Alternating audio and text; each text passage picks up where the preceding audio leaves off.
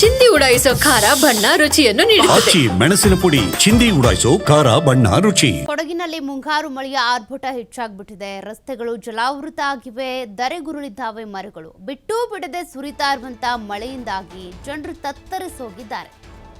ಕೆಲಸ ಕಾರ್ಯಗಳಿಗೆ ಅಡಚಣೆಯಾಗ್ತಾ ಇದೆ. ಅಲ್ಲಲ್ಲಿ ಮರಗಳು ಧರೆ ಕಚ್ತಾ ಇವೆ, ರಸ್ತೆಗಳು ಜಲಾವೃತ ಆಗ್ತಿವೆ, ತೋಟ ಗದ್ದೆಗಳು ಕೂಡ ನೆರೆ ಹತ್ತುತ್ತಾ ಇದೆ.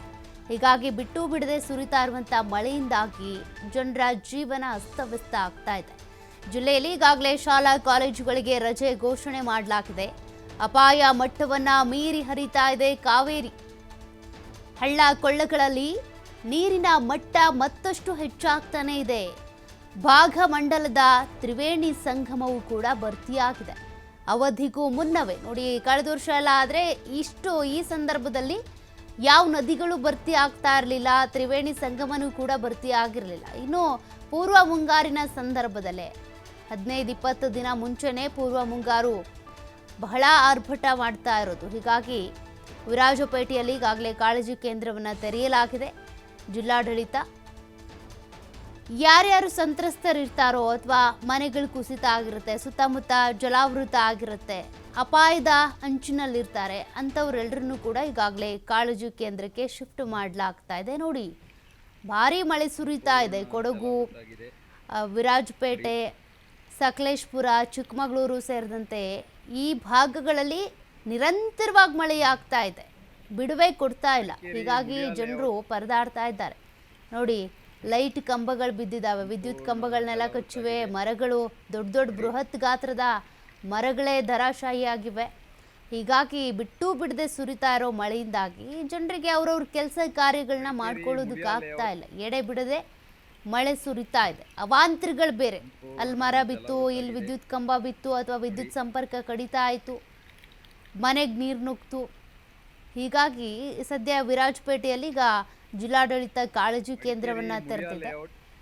ಈ ರೀತಿ ಮಳೆಯಿಂದಾಗಿ ಯಾರ್ಯಾರು ಸಂತ್ರಸ್ತರಾಗಿರ್ತಾರೆ ಅವ್ರನ್ನೆಲ್ಲ ಕರ್ಕೊಂಡೋಗಿ ಶಿಫ್ಟ್ ಮಾಡಲಾಗುತ್ತೆ. ತಗ್ಗು ಪ್ರದೇಶಗಳಿಗೆ ನೀರು ನುಗ್ಗಿರುತ್ತೆ, ಮನೆಗಳು ಜಲಾವೃತ ಆಗಿರ್ತವೆ. ಅಂಥವ್ರೆಲ್ರಿಗೂ ಆಶ್ರಯ ಬೇಕಲ್ಲ, ಕಾಳಜಿ ಕೇಂದ್ರದಲ್ಲಿ ಆಶ್ರಯ ಕೊಡಲಾಗ್ತಾ ಇದೆ.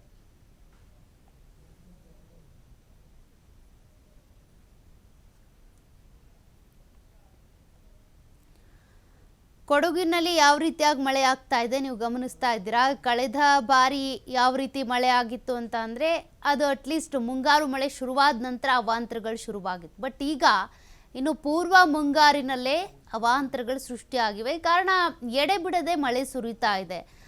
ನೀರು ಇಂಗೋದಕ್ಕೂ ಕೂಡ ಅಲ್ಲಿ ಸಮಯ ಸಿಗ್ತಾ ಇಲ್ಲ, ಬಿಸಿಲೇ ಬಿಡ್ತಾ ಇಲ್ಲ.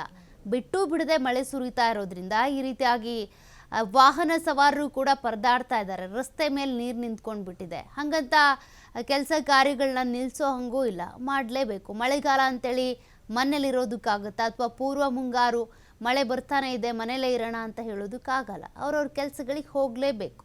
ಶಾಲಾ ಕಾಲೇಜುಗಳಿಗೆ ರಜೆ ಕೊಟ್ಟು ಮಕ್ಕಳಿಗೆ ರಜೆ ಕೊಟ್ಟರು ಆಫೀಸಿಗೆ ಹೋಗಲೇಬೇಕಲ್ಲ.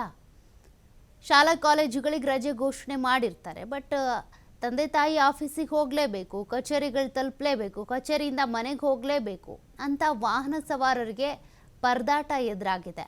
ಇನ್ನು ಮಳೆ ಆರ್ಭಟಕ್ಕೆ ದೊಡ್ಡ ದೊಡ್ಡ ಮರಗಳೇ ನೆಲ ಕಚ್ಚಿವೆ. ಮತ್ತಷ್ಟು ಡೀಟೇಲ್ಸ್ ಕೊಡ್ತಾರೆ ಪ್ರತಿನಿಧಿ ಪುನೀತ್. ಮೈಸೂರು, ಕೊಡಗು, ವಿರಾಜಪೇಟೆ, ಸಕಲೇಶ್ಪುರ ಎಲ್ಲ ಕಡೆ ಮಳೆ ಆಗ್ತಾ ಇದೆ. ಕೊಡಗಿನಲ್ಲಂತೂ ಅವಾಂತರಗಳು ಸೃಷ್ಟಿ ಆಗ್ಬಿಟ್ಟಿವೆ. ವಿದ್ಯುತ್ ಕಂಬ, ಮರ ಬಿದ್ದಿರೋದು, ಎಡೆ ಬಿಡದೆ ಮಳೆ ಸುರಿತಾ ಇರೋದ್ರಿಂದ ಇನ್ನು ಏನೇನು ಅವಾಂತರ ಶುರುವಾಗಿದೆ ಅಂತ. ಈಗಾಗಲೇ ಮೈಸೂರು ಮತ್ತೆ ಕೊಡಗು ಭಾಗದಲ್ಲಿ ವರುಣನ ಆರ್ಭಟ ಜೋರಾಗಿರ್ತಕ್ಕಂಥದ್ದು. ಈ ಒಂದು ಹಿನ್ನೆಲೆಯಲ್ಲಿ ಈಗಾಗಲೇ ಮುಂಜಾಗ್ರತಾ ಕ್ರಮವಾಗಿ ಒಂದು ಕಡೆ ಮೈಸೂರು ಜಿಲ್ಲೆಯಲ್ಲಿ ಅಂಗನವಾಡಿಗಳಲ್ಲಿ ಮಕ್ಕಳಿಗೆ ರಜೆಯನ್ನು ಕೊಡ್ತಕ್ಕಂಥ ಒಂದು ಕೆಲಸವನ್ನು ಮಾಡಲಾಗಿದೆ ಮುಂಜಾಗ್ರತಾ ಕ್ರಮವಾಗಿ. ಮತ್ತೊಂದು ಕಡೆ ಕೊಡಗಿನಲ್ಲಿ ಆಗ್ತಾ ಇರತಕ್ಕಂತ ಜೋರು ಮಳೆ ಏನಿದೆ, ಈ ಒಂದು ಜೋರು ಮಳೆಯ ಒಂದು ಹಿನ್ನೆಲೆಯಲ್ಲಿ ಮುಂಜಾಗ್ರತಾ ಕ್ರಮವಾಗಿ, ಜೊತೆಗೆ ಜನರ ಹಿತದೃಷ್ಟಿಯಿಂದ ಶಾಲಾ ಕಾಲೇಜುಗಳಿಗೆ ರಜೆಯನ್ನು ಕೊಡೋದ್ರ ಜೊತೆಗೆ 2 ದಿನಗಳ ಕಾಲ ರಜೆಯನ್ನು ಕೊಡುವಂತ ಒಂದು ಕೆಲಸವನ್ನು ಮಾಡಲಾಗಿದೆ. ಜೊತೆಗೆ ಎಲ್ಲೆಲ್ಲಿ ಸಾರ್ವಜನಿಕರಿಗೆ ಸಹಾಯ ಅವಶ್ಯಕತೆ ಇರುತ್ತೆ ಆ ಒಂದು ಸಂದರ್ಭದಲ್ಲಿ ಅವರಿಗೆ ಸಹಾಯಕ್ಕೆ ಈಗಾಗಲೇ ಜಿಲ್ಲಾಡಳಿತ ಮುಂದಾಗಿರ್ತಕ್ಕಂಥದ್ದು. ಇನ್ನ ಪ್ರಮುಖವಾಗಿರ್ತಕ್ಕಂಥದ್ದು ಏನು ಬೆಟ್ಟಗುಡ್ಡಗಳಲ್ಲಿ ವಾಸ ಮಾಡ್ತಾ ಇರ್ತಕ್ಕಂಥ ಜನ ಇದ್ದಾರೆ, ಇವರು ಸಾಕಷ್ಟು ಆತಂಕದಲ್ಲಿರ್ತಕ್ಕಂಥದ್ದು. ಯಾಕೆಂತ ಹೇಳಿದ್ರೆ ಈಗಾಗಲೇ 2-3 ಬಾರಿ ಮಡಿಕೇರಿ ಭಾಗದಲ್ಲಿ ಆದಂತಹ ಫ್ಲಡ್ ಏನಿತ್ತು, ಆ ಒಂದು ಬೆಟ್ಟಗುಡ್ಡಗಳ ಕುಸಿತದಿಂದಾಗಿ ಜನ ತತ್ತರಿಸಿದ್ರು ಅದೇ ರೀತಿಯಾದಂತಹ ವಾತಾವರಣ ನಿರ್ಮಾಣವಾಗ್ಬಿಡುತ್ತೆ ಅನ್ನೋ ಒಂದು ಆತಂಕ ಜನರಲ್ಲಿ ಇರ್ತಕ್ಕಂಥದ್ದು. ಜೊತೆಗೆ ಆ ಭಾಗಮಂಡಲ ಜೊತೆಗೆ ತಲಕಾವೇರಿಯ ಭಾಗದಲ್ಲಿ ಸುರಿತಾ ಇರ್ತಕ್ಕಂಥ ಜೋರು ಮಳೆಯಿಂದ ಈಗಾಗಲೇ ಏನು ಪ್ರಮುಖವಾಗಿ ಜೂನ್ ಮತ್ತೆ ಜುಲೈ ತಿಂಗಳಲ್ಲಿ ಭರ್ತಿ ಆಗ್ತಿದ್ದಂತಹ ತ್ರಿವೇಣಿ ಸಂಗಮ ಈಗಾಗಲೇ ಮೇ ತಿಂಗಳಲ್ಲೇ ಭರ್ತಿಯಾಗಿರ್ತಕ್ಕಂಥದ್ದು. ಮೈದುಂಬಿ ಹರಿತಾ ಇರ್ತಕ್ಕಂತಹ ಕಾವೇರಿ ನದಿ ಒಂದು ಕಡೆ ಆದ್ರೆ ಮತ್ತೊಂದು ಕಡೆ ಜಲಪ್ರವಾಹ ಆಗುವಂತಹ ಆತಂಕ ಜನರಲ್ಲಿ ಇರ್ತಕ್ಕಂಥದ್ದು. ಹಲವು ವರ್ಷಗಳ ನಂತರ ಇದೇ ಮೊದಲ ಬಾರಿಗೆ ಮೇ ತಿಂಗಳಲ್ಲಿ ತ್ರಿವೇಣಿ ಸಂಗಮ ಭರ್ತಿಯಾಗಿದೆ. ಇದು ಒಂದು ಕಡೆ ಸಂತಸವನ್ನು ಉಂಟು ಮಾಡಿದ್ರೆ ಮತ್ತೊಂದು ಕಡೆ ಇಡೀ ಕೊಡಗು ಭಾಗದಲ್ಲಿ ಇರ್ತಕ್ಕಂಥ ಹಲವು ರಸ್ತೆಗಳಲ್ಲೂ ಕೂಡ ಜಲಾವೃತವಾಗಿರ್ತಕ್ಕಂಥದ್ದು.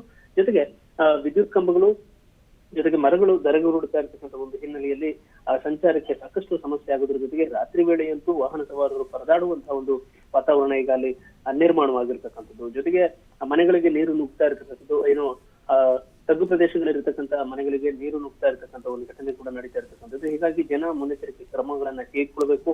ಜಿಲ್ಲಾಡಳಿತದ ಸಹಕಾರ ಬೇಕಾದಂತಹ ಸಂದರ್ಭದಲ್ಲಿ ಅವರು ತಿಳಿಸಿ ವಿಷಯ ಮುಟ್ಟಿಸಿದ ತಕ್ಷಣ ಅಲ್ಲಿಗೆ ಅವರನ್ನ ಸಹಕರಿಸುವಂತ ಒಂದು ಕೆಲಸಕ್ಕೆ ಜಿಲ್ಲಾಡಳಿತ ಮುಂದಾಗುತ್ತೆ ಅಂತೇಳಿ ಈಗಾಗಲೇ ಅವರಿಗೆ ಸೂಚನೆಯನ್ನು ಕೊಡ್ತಕ್ಕಂಥ ಒಂದು ಕೆಲಸವನ್ನು ಕೂಡ ಮಾಡಲಾಗಿರ್ತಕ್ಕಂಥದ್ದು. ಈಗ ಅಪಾಯದ ಮಟ್ಟವನ್ನು ಮೀರಿ ನದಿಗಳು ಹರಿತಾ ಇರ್ತಕ್ಕಂಥದ್ದು ಒಂದು ಕಡೆ ಆದ್ರೆ ಮತ್ತೊಂದು ಕಡೆ ರಸ್ತೆಗಳು ಜೊತೆಗೆ ಮನೆಗಳಲ್ಲೂ ಕೂಡ ಜಲಾವೃತವಾಗ್ತಾ ಇರ್ತಕ್ಕಂಥ ಒಂದು ಹಿನ್ನೆಲೆಯಲ್ಲಿ ಜಿಲ್ಲೆಯ ಜನ ಒಂದು ರೀತಿ ಕಂಗಾಲಾಗಿರ್ತಕ್ಕಂಥದ್ದು. ಒಂದು ಕಡೆ ನದಿಗಳು ಭರ್ತಿ ಆಗ್ತಾ ಇದ್ದಾವೆ ಅಂತ ಒಂದು ಸಂತಸ ಇದ್ರೆ, ಮತ್ತೊಂದು ಕಡೆ ಏನು ಈ ಒಂದು ಮಳೆ ನೀರಿನ ಅವಾಂತರದಿಂದ ಸೃಷ್ಟಿಯಾಗ್ತಾ ಇರ್ತಕ್ಕಂಥ ಸಮಸ್ಯೆಗಳೇನಿದ್ದಾವೆ ಈ ಸಮಸ್ಯೆಗಳಲ್ಲಿ ಜನ ಒಂದು ರೀತಿ ತತ್ತರಿಸ್ತಿದ್ದಾರೆ ಅಂತಾನೂ ಕೂಡ ಹೇಳ್ಬೋದು. ನಿನ್ನೆಯಿಂದಲೂ ಕೂಡ ಎಡೆಬಿಡದೆ ಈ ಮಳೆ ಸುರಿತಾ ಇರತಕ್ಕಂಥ ಒಂದು ಹಿನ್ನೆಲೆಯಲ್ಲಿ ಮೈಸೂರು ಮತ್ತೆ ಕೊಡಗು ಭಾಗದಲ್ಲಿ ಮಳೆ ಅವಾಂತರ ಸಾಕಷ್ಟು ಸೃಷ್ಟಿಯಾಗಿರ್ತಕ್ಕಂಥದ್ದು. ಸೌಖ್ಯ.